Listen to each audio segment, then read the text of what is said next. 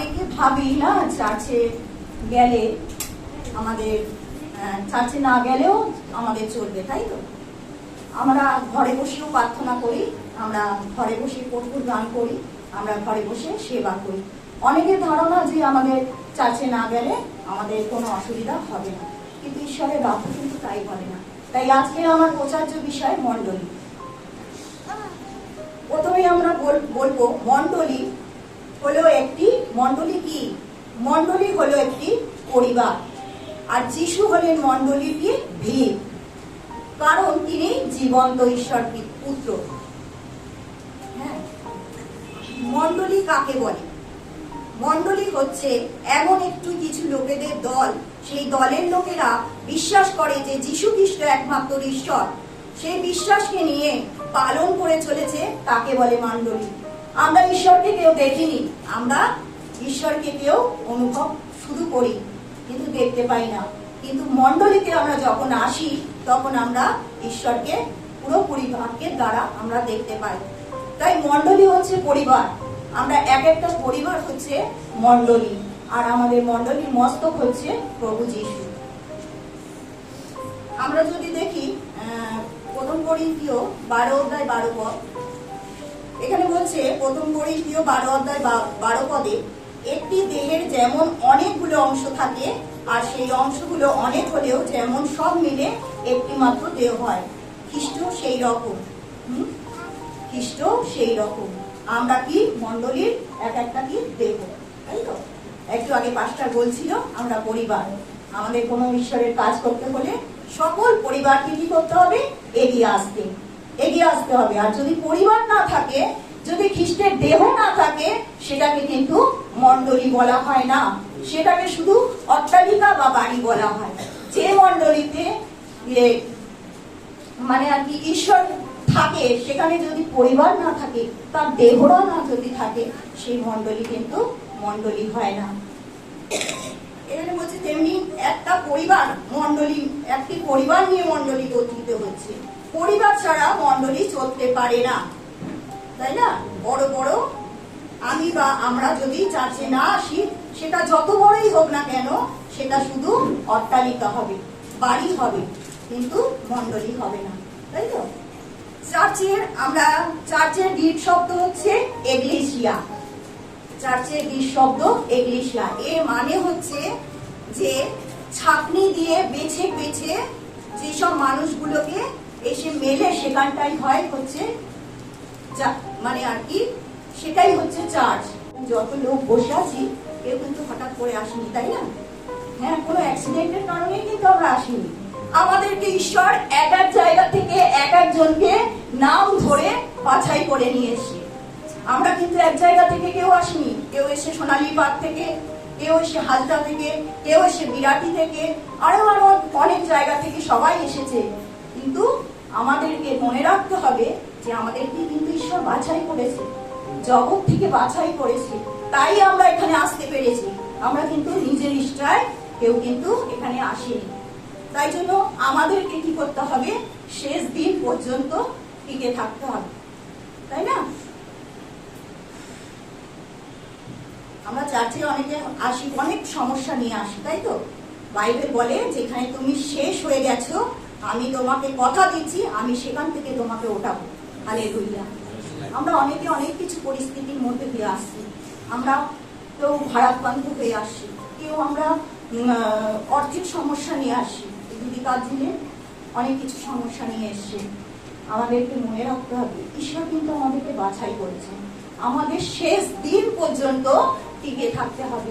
পরিস্থিতি অনেক রকম হবে, অনেক কিছু হবে, কিন্তু আমাদের সবসময় ধৈর্য ধরে অপেক্ষা করতে হবে, আমাদের শেষ দিনটা পর্যন্ত টিকে থাকতে হবে। মণ্ডলী হচ্ছে আমাদের জগতে অনেক সংস্থা আছে, তাই না?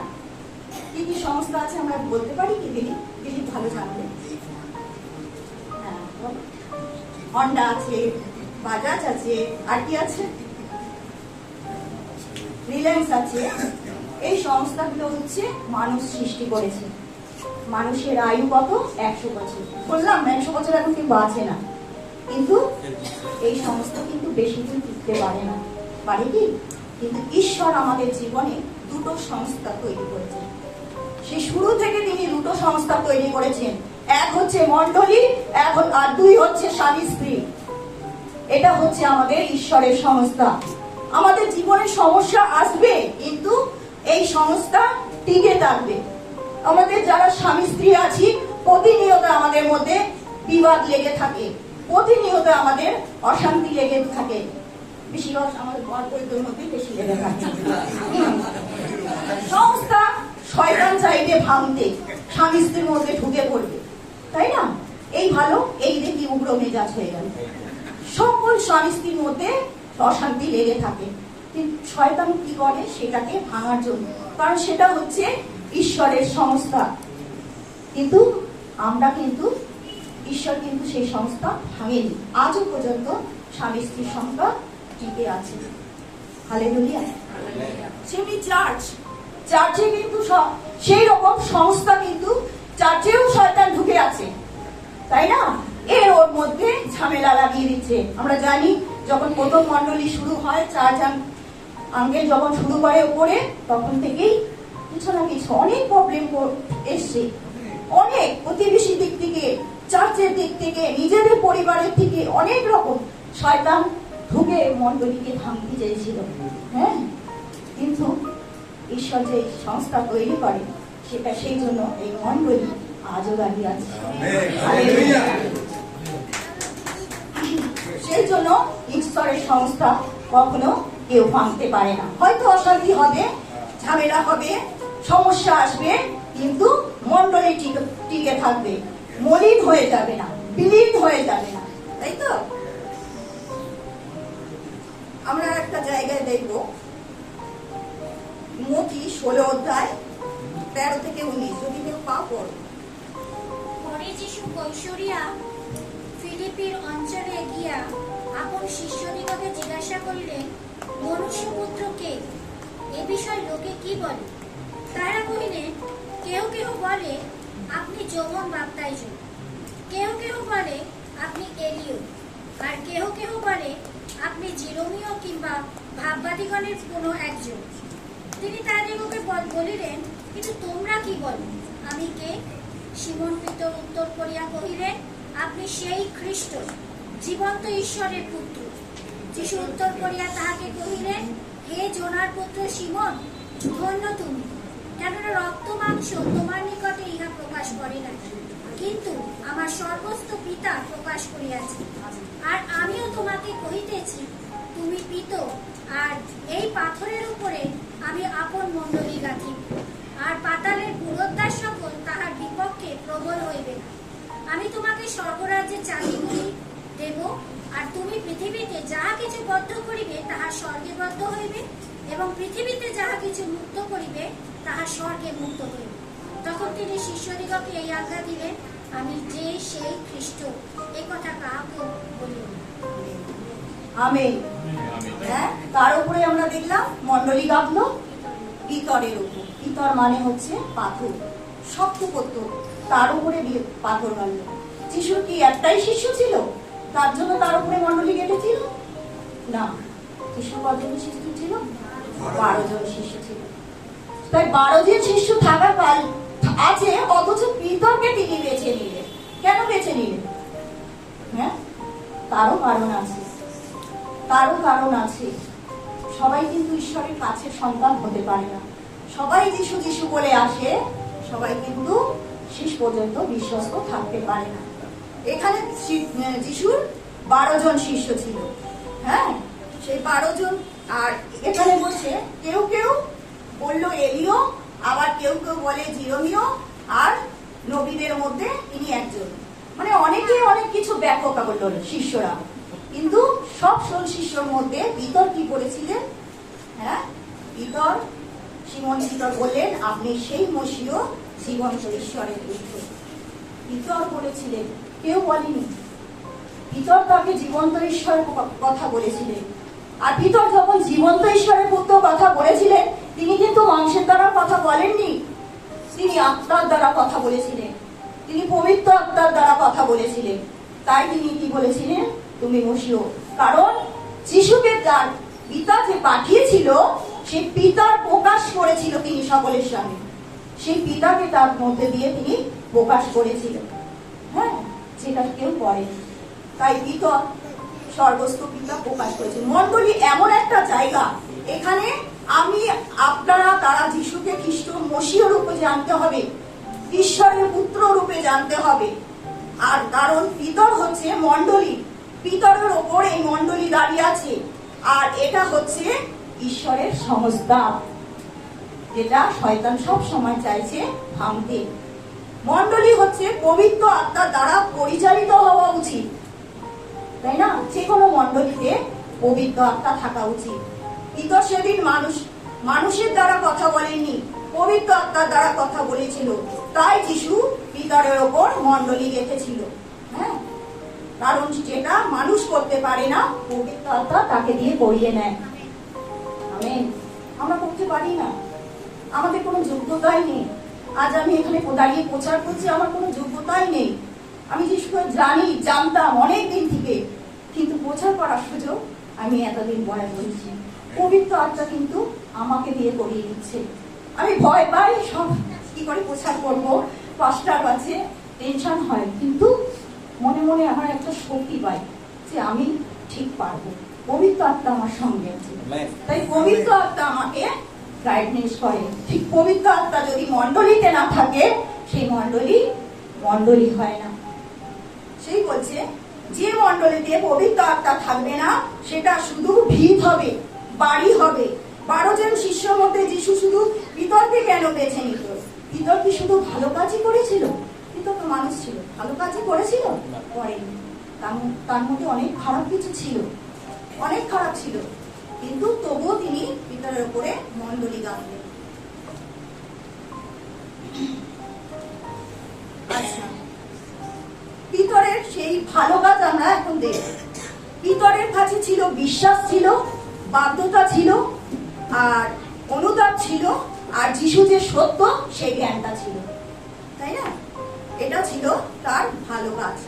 পিতর যখন জেলে ছিল, তার কাজের দ্বারা সংসার চলত, তাই তো? ঈশ্বর যখন মাছ ধরছিল, তার কাজের দ্বারা সংসার চলত। কিন্তু যিশু তখন যখন জাগলো, পিতর কিন্তু কিছু ভাবলো না, তার সঙ্গেই চলে এলো। এটা তার ছিল বাধ্যতার পরিচয়। সে বাধ্যতার পরিচয় দেখিয়েছিল। যিশু যখন জলে হাঁটছিল, সব শিষ্যরা কি বলছিল? ওটা ভূত, ওটা ভূত ভেবে ভয় পাচ্ছিল। কিন্তু পিতর কিন্তু জানতো যে ওটা যিশু, তাই কি করেছিল? তিনি বলল, আমি জলে হাঁটতে চাই। পিতর কিন্তু একবারের জন্য ভাবিনি যে জলে হাঁটলে ডুবে যাব বা ডুবে যাওয়ার সম্ভাবনা আছে। এটা কেউ কোনোদিন করতে পারে না, আমি তাহলে কি করে করব?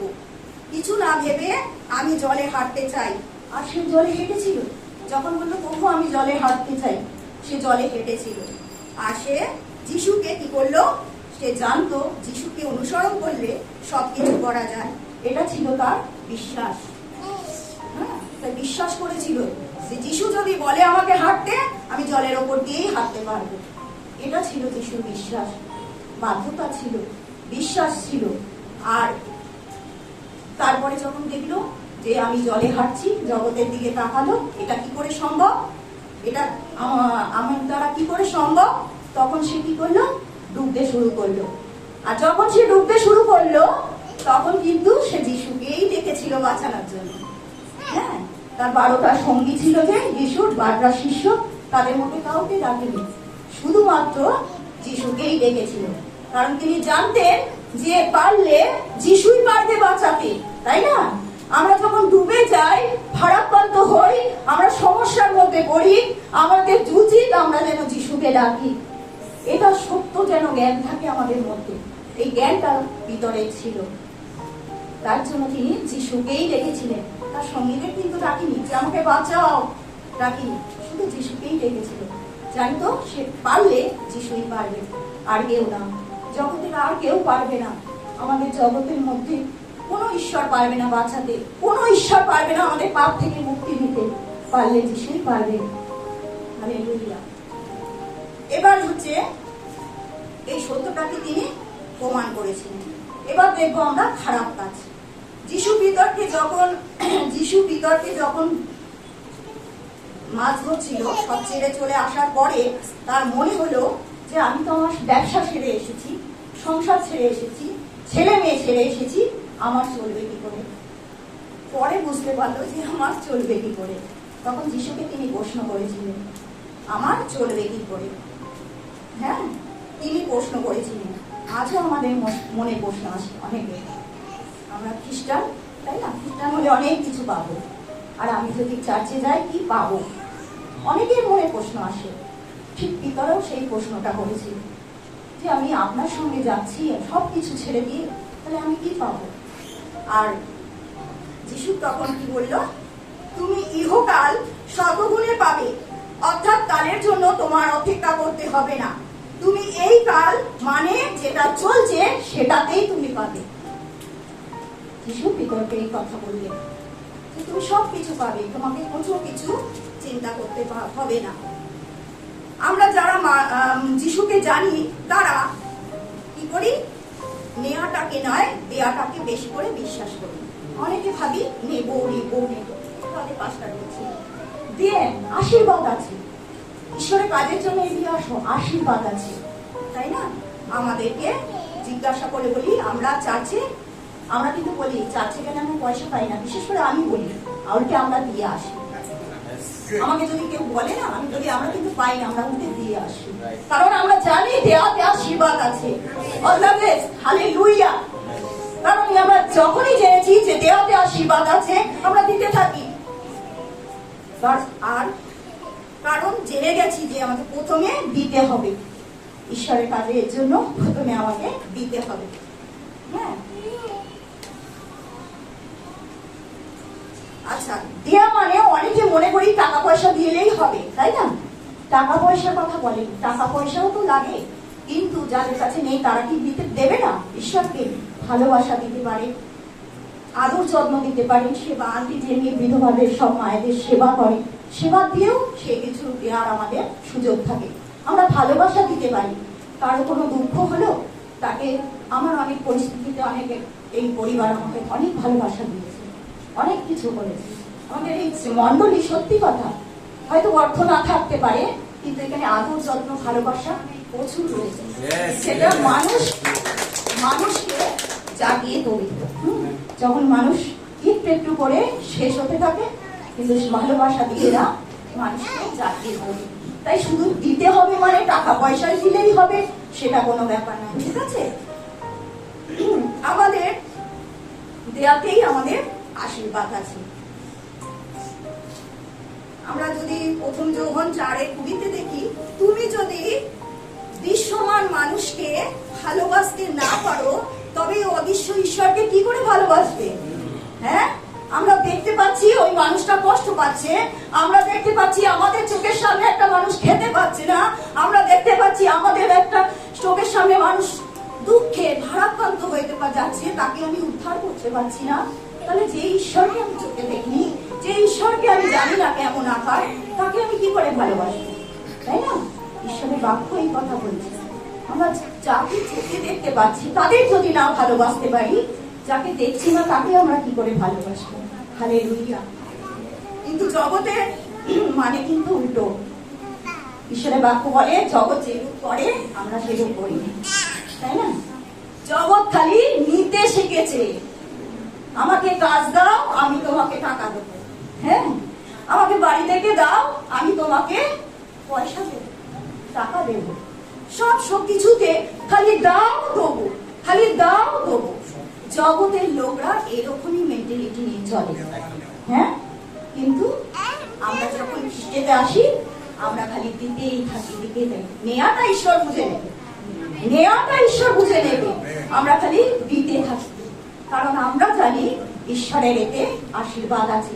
আর এটা গ্যারান্টি, এটা গ্যারান্টি, এটা কোনো ভেজাল নেই, এটা আমরা পাবোই পাবোই পাবো।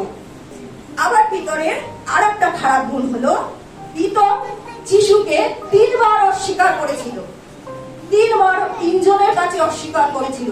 তার মধ্যে ছিল একজন চাকরানি, চাকরানি ছিল, চাকর ছিল। যদি আমরা কেউ জানি কি জানি না, আমি জানি, তার মধ্যে একজন চাকরানি ছিল। কি দরকার ছিল চাকরানির সামনে ভয় পাওয়ার? কি তো খুব ভীত ছিল। হ্যাঁ, তার সামনেও যিশুকে অস্বীকার করেছিল। কি আরো? হ্যাঁ, পিতর কি করেছিল সেই সময়? অস্বীকার করে পাপ করেছিল। পিতর পাপ করেছিল, আর ইস্করিতীয় জিহুদা যিশুকে ধরিয়ে দিয়েও পাপ করেছিল। দুজনেই যিশুর চোখে সমান পাপ করেছিল। কিন্তু পিতর উপরে মণ্ডলী কেটেছিল। কেন কেটেছিল? দুজনেই ঈশ্বরের চোখে সমান পাপী। কেন কেটেছিল? পিতর কিছু অনুতাপ করেছিল, দুঃখ করেছিল, কেঁদেছিল হৃদয় দিয়ে। তার জন্য পিতর ফিরে এসেছিল। কিন্তু ঈশ্বর জিহুদা তা করেনি। পরে কি হলো? তারপর সে গলায় দড়ি দিয়ে মারা গেল। তাই পিতরের মধ্যে মণ্ডলী গড়ে উঠেছিল। পিতরের এত কিছু গুণ ছিল। পিতরের মধ্যে শুধু মণ্ডলী গড়ে উঠেছে তা না, কি বলেছে? স্বর্গে যা বাঁধবে, এখানে পৃথিবীতে যা বাঁধবে স্বর্গে তা বাঁধা হবে, এখানে যা খুলবে স্বর্গে তা খোলা হবে। সে চাবি দিয়ে দিয়েছিল পিতরের হাতে, স্বর্গের চাবি দিয়ে দিয়েছিল। এতটাই পিতরকে আপন করে নিয়েছিল ঈশ্বর। তাই মণ্ডলী আমরা অনুতাপ সহকারে ফিরে আসি মণ্ডলীতে। আমরা মানুষ মতোই ভুল করি, তাই না?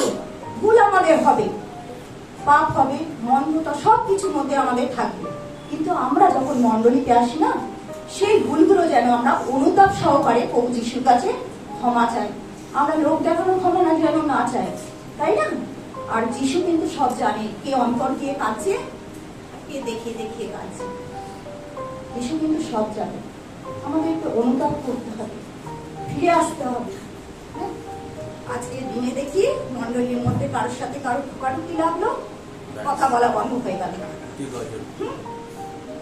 মণ্ডলীতে তারা আসা বন্ধ করে দিল। পূর্ণিমাদির সাথে আমার ঝগড়া হলো, পূর্ণিমাদিকে আসলে দেখতে হবে, মণ্ডলীতে আসা বন্ধ করে দিল। এই হচ্ছে, আমরা মণ্ডলীকে মানুষ থেকে আসি না। যখন আমরা এই বাক্য শুনছি, মণ্ডলী হচ্ছে আমাদের ঈশ্বরের। মণ্ডলীতে আমাদের সবার অধিকার আছে। পূর্ণিমাদি তৈরি করেনি, আমার সাথে কারো ঝগড়া হলো, সে তৈরি করেনি। আমি ঈশ্বরকে দেখে আসবো। মণ্ডলীর মধ্যে ঠোকাঠুকি হচ্ছে, এই করে একটা পরিবার বিচ্ছিন্ন হয়ে গেল, হারিয়ে গেল। শুধু এই মণ্ডলী ঠোকাঠুকির জন্য, তাই না?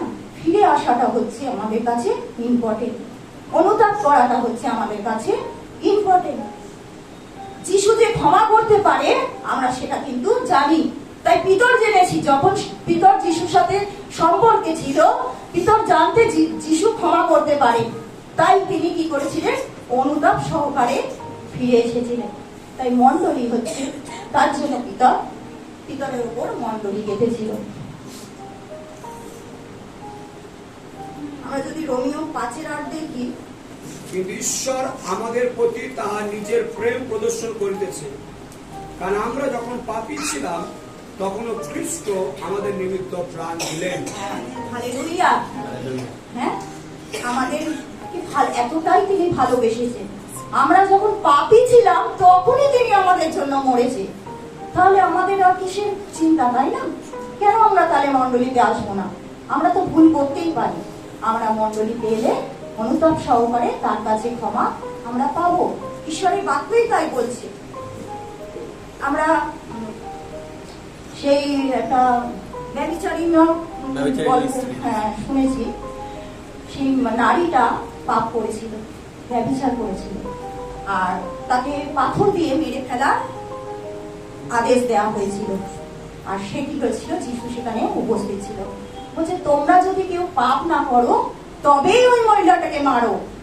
আর সবাই কি করেছিল? পাথর ফেলে দিয়েছিল। কারণ কি হয়েছে? সকলেই পাপী, কেউ কিন্তু পাপ ছাড়া নেই। কিছুদিন আগে জলে ডুব দিচ্ছিল, সবাই ছুটে যাচ্ছিল, সবাই জানে আমরা পাপী, জলে ডুব দিলে পাপটা আমাদের পূর্ণ হবে। কিন্তু এটা জানে না, জল দিয়ে ঈশ্বরের পাপ ধোয়া যায় না, একমাত্র যিশুর রক্ত দিয়ে আমাদের পাপ ধোয়া যায়। হালেলুয়া। আমরা হারানো পুত্রর গল্প শুনেছি।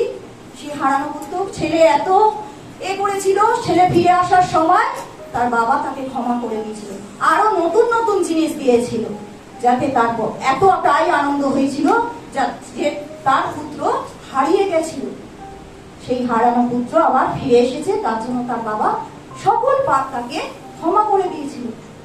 তা আমরা যেন আমরা ফিরে আসি, আমাদের ঈশ্বর আছেন, আমাদের প্রভু যীশু বসে রয়েছেন ক্ষমা করার জন্য, তাই না? আমরা রোমিও 8:1 যদি দেখি, এখন আমরা খ্রিস্ট যিশু, যাহারা খ্রিস্ট যিশুতে আছে তাহাদের প্রতি কোনো দণ্ডাজ্ঞা নাই। নেই কোনো দণ্ডাজ্ঞা। হ্যাঁ, যারা খ্রিস্ট, অনেকে মনে করছি আমরা অন্যায় করেছি, চার্চে কেন যাব, পাস্টার আমাদের শাস্তি দেবে, পাস্টার আমাদের এই বকা দেবে। না, পাস্টার দেবে না, কিন্তু কোনো শাস্তি নেই, দণ্ডাজ্ঞা নেই। তাকে কি করতে হবে? ভালোবেসে বুঝিয়ে তাকে কি করতে, এর উপরে ওঠাতে হবে। আমরা যদি কারো দোষ ধরি, সে তো অলরেডি নিচে নেমে যাবে। এখানে হলে আমাকে দোষ ধরা হয়, হ্যাঁ, পাস্টার কি করবে? তাকে কিছু ভালোভাবে বুঝিয়ে তাকে সুন্দরভাবে করে উপরে ওঠাবে। এটাই হচ্ছে মণ্ডলীর কাজ। মণ্ডলীর কাজ এইরকম শাসন হয়, কোনো বেদ না। মাস্টার বলে মাঝে মাঝে বেদ দেখায় না, ওটা বেদ সত্যিকারের বেদ না। ঈশ্বরের বাক্যের দ্বারা তোমাকে চেতনা দেবে, ঈশ্বরের বাক্য দ্বারা তোমাদেরকে ওঠাবে। মণ্ডলীতে কোনো শাস্তি নেই, ঠিক আছে? এবারে হচ্ছে মণ্ডলীর কাজ কি? মণ্ডলীর কাজ হচ্ছে নরক থেকে ছিনিয়ে নিয়ে এসে স্বর্গের দিকে নিয়ে যাওয়া। নরক থেকে ছিনিয়ে নিয়ে এসে স্বর্গে নিয়ে যাওয়া। জগতের সমস্ত মানুষের কাছে চলার মধ্যে, দেখার মধ্যে, বলার মধ্যে, ভাবনার মধ্যে সবকিছু কিছু মন্দতা আছে। তাই একটু একটু করে জগৎ কি করে? নরকের দিকে এগিয়ে নিয়ে যায়, নরকে নিয়ে যায়। আর মণ্ডলী কি করে? সেই সব মানুষগুলোকে যারা হারিয়ে গেছে তাদেরকে বাক্যের দ্বারা, সেই নিয়মের দ্বারা, জ্ঞানের দ্বারা, বিশ্বাসের দ্বারা, ব্যবস্থার দ্বারা স্বর্গের দিকে এগিয়ে নিয়ে যায়। হালেলুয়া। তাই জন্য মণ্ডলীতে এলে মানুষের জীবন পাল্টায়। তখন আর গত সপ্তাহে তখনকার কথা শুনছিলাম, ভালো লাগলো, পাল্টে গেছে জীবন। কি ছিল জগতে? সব সময় মদ খেয়ে বিভোর থাকতো। আমাকে বলছে আমার এত ভালো লাগছে যে আমি মণ্ডলীতে গিয়ে আমি এখন এই হয়ে গেছি, আমার এখন আর সব ভালো লাগে না। পাল্টে গেছে জীবন। এরকম ভাবে আমাদেরকে একটু একটু করে বাক্যের দ্বারা স্বর্গের দিকে এগিয়ে নিয়ে যায়। আজ আমরা হয়তো এসেছি অনেক কিছু মন্দতার মধ্যে দিয়ে, যখন ঈশ্বরের বাক্য আমরা শুনি তখনই মনে হয় আমি এই জায়গায় দাঁড়িয়ে আছি, এইটা আমার করা ঠিক নয়। এরকম চেতনা দিয়ে দিয়ে আমাদেরকে কি করে? স্বর্গের দিকে এগিয়ে নিয়ে যায়। আর আমাদের জীবন কি হয়? পাল্টে যায়, তাই তো মাস্টার? পাল্টে যায়। এখানে এলে আমরা সত্যিই পাল্টে যাই। আমরা জগতের মতো নই যে গালাগালি দিলে গালাগালি দেবো, মারলে আমি তোকে দেখে নেবো, এরকম নই। ঈশ্বর তোমার ব্যবস্থা এটা রেখেছে, আমরা তোমার কিছু বলবো না, তাই না? সেখান থেকে আরো সরে আসবো। এইভাবে আমাদেরকে পাল্টায়। চোখের সামনে আমরা অনেককে পাল্টাতে পেরেছি, অনেকেই মন্দতার মধ্যে ছিল। তাই মণ্ডলী সমস্ত হারিয়ে যাওয়া মানুষকে বাক্যের দ্বারা পাল্টে দেয়। মণ্ডলীতে আসার জন্য, হ্যাঁ, মণ্ডলীতে আসলে ভগ্ন প্রাণকে জুড়ে দেয়। মণ্ডলীতে আসার জন্য কোনো পয়সা লাগে না। মণ্ডলী হচ্ছে সবার জন্য খোলা। মণ্ডলীতে আসলে কোনো আইডি কার্ড লাগে না। আমরা জগতে কোথাও কিছু কাজ কোথায় আইডি কার্ড দাও, ভোটার কার্ড দাও, প্যান কার্ড দাও, অমুক কার্ড দাও, কিন্তু কোনো কার্ড লাগে না। আমাদের ঈশ্বরের দরজা সর্বদা সবসময় সবার জন্য খোলা। হালেলুয়া। আরেকটা বিষয় হচ্ছে মণ্ডলীতে পবিত্র আত্মা থাকবে না, হ্যাঁ, সেটা হবে কি? মণ্ডলী হচ্ছে পবিত্র আত্মা থাকতেই হবে। যিশু যখন 40 দিন পর সশরীরে কাটিয়েছিলেন, কত লোককে দেখা দিয়েছিলেন?